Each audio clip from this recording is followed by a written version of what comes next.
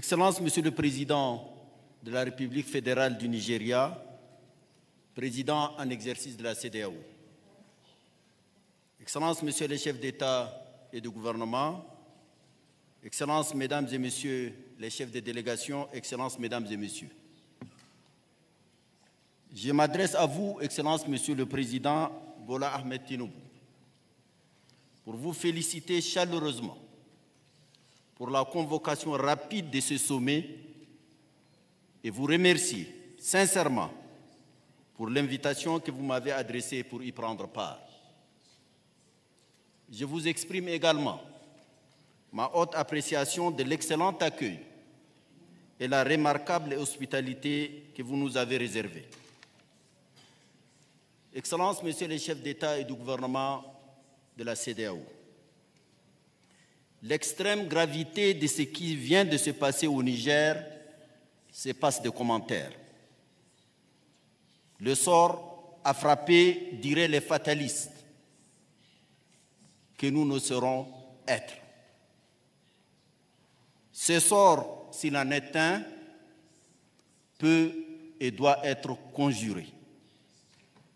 Voici un pays confronté aux immenses défis de tous ordres, qui, au regard de tous les critères d'appréciation d'une situation nationale africaine, s'est trouvé en bonne trajectoire de progrès à tous les niveaux.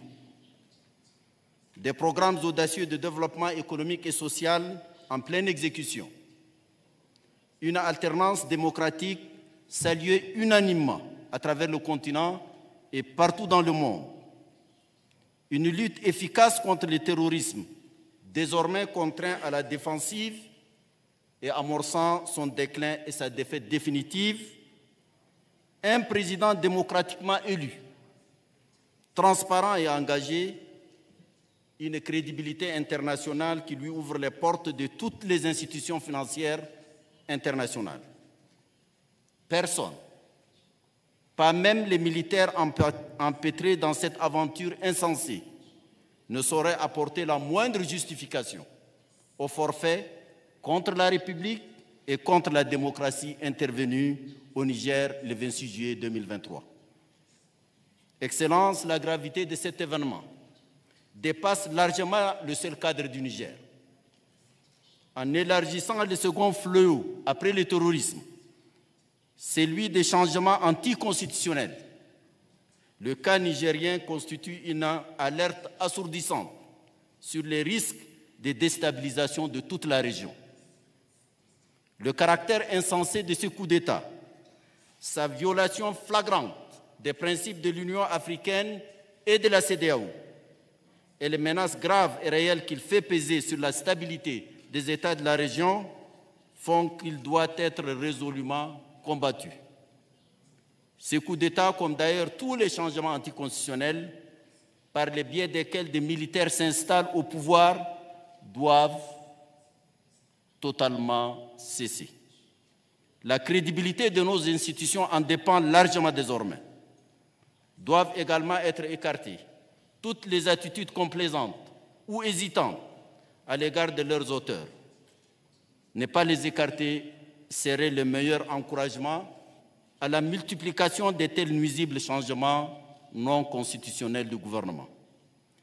Excellence, sur cette question, nous sommes profondément interpellés par les opinions africaines et internationales. Le monde nous observe et nous écoute.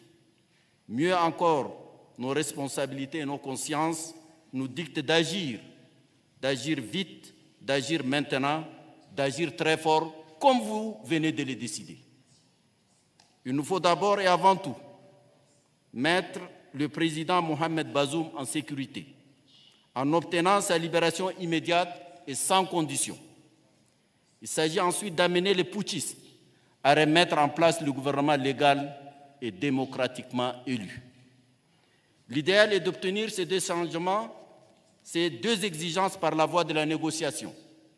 Les discussions apaisées et respectueuses de la souveraineté, l'unité nationale et communautaire du Niger et tous ses acteurs politiques et militaires. Mais si cette voie est rejetée par une partie quelconque, nous ne devons pas hésiter un seul instant à prendre les mesures, y compris les sanctions les plus fermes, pour amener les récalcitrants à appliquer les décisions et les principes pertinents de toute l'architecture africaine, régionale et continentale. Excellences, l'Union africaine apprécie hautement vos très courageuses et responsables décisions. La démarche de recherche de la solidarité internationale avec la CEDEAO et l'Union africaine doit être rapidement développée pour assurer le maximum d'efficacité à notre action commune et de promptitude des résultats attendus. Le Conseil paix et sécurité de l'Union africaine s'est déjà saisi de la question. Il s'est réuni sous la présidence de la République du Sénégal le 28 juillet dernier.